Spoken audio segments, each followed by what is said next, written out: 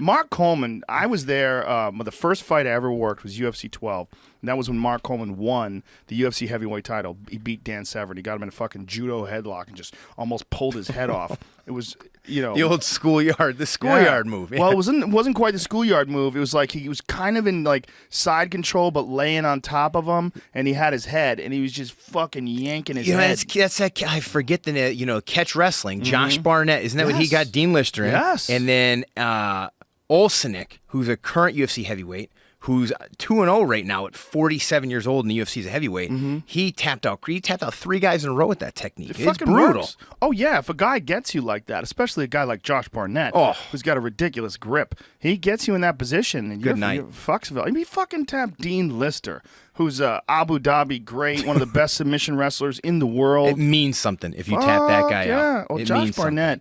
He's a bad dude. Yeah, he's a bad motherfucker. And he is the best representative, in my opinion, in all of modern MMA for catch wrestling. I mean, he really is a student of that game. He really understands that sport. That was the fight when he fought Daniel Cormier. That was the fight that woke me up. You know, when you see this, I mean, Cormier, what did he have, like 8, 9 fights at that point in time? Yeah. I'm not sure. I mean, he had barely any experience, and he goes in there and beats a guy like Josh Barnett, where granted his wrestling gave him a major advantage in that, but, still, Barnett's a crafty guy. You make any mistakes in there, he's going to catch you. Yeah, Josh Barnett is a very good wrestler, too. So to see Daniel Cormier launch him through the air like that, the same thing he did to Dan Henderson. Dude. Who the fuck has ever done that to Dan Henderson? The first time I trained with Daniel Cormier, we were all doing one of these shows here in L.A., and he's like, hey, let's get a session in today. And so we go to this tiny little gym, and it's got one of those really small cages. I mean, I could lay across it and I'd almost be, as long as the cage. And I'm training with Cormier, and he's picking me up. I mean, if he wanted to throw me right out of this octagon, I've never had a man pick me up that easy. Once his hips pop, you're in the air. And it shows the kind of leverage and, the length and the technique that John Jones has to have stopped that repeatedly and stifled those attempts. Yeah, and when the one time that Daniel did take him down like that, it was for a second, and John was back up to his feet like he was on springs. Wouldn't even have been scored a takedown in wrestling rules. Yeah. I mean, he bellied down immediately and popped right back up. It was incredible. Yeah, John is a freak. I mean, he's a real freak athlete. And the crazy part is I don't know if John's ever been in a jiu-jitsu class and shrimped before. Really? Like, he's never lifted weights in between fights, to my knowledge. He doesn't train. Like, he comes, he does his 7 to 9 week camp, he leaves, martial arts is over. I think he's got a heavy bag in his basement in his house in New York that he'll hit every once in a while. What? I'm dead serious.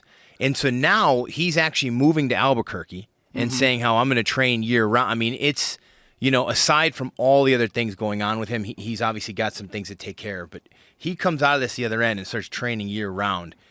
It's really, really scary. I mean, the guy never lifts weights in between fights. He just comes in and starts lifting then. That's so incredible. It's so crazy he doesn't train in between fights.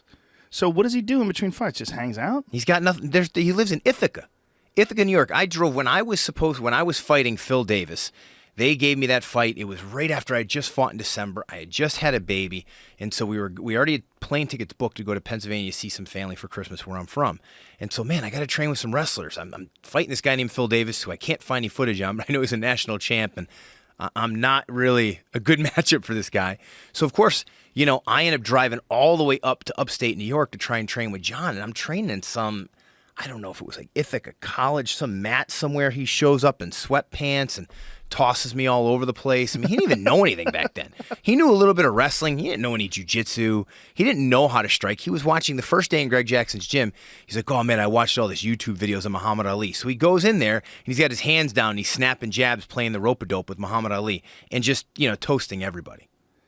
What a freak. Greg was running around the gym saying to his wife, saying to me, that's my next champion. That's my next champion. At the time, I was still at light heavyweight, so Greg politely said, well, after you, Brian. And I looked at him and I said, look, Greg, I'm old enough and mature enough that I can tell you right off the bat, look, you could save that shit for someone else, all right? Well, that's rare, and that's one of the reasons why you've been able to transition successfully into a career in broadcasting.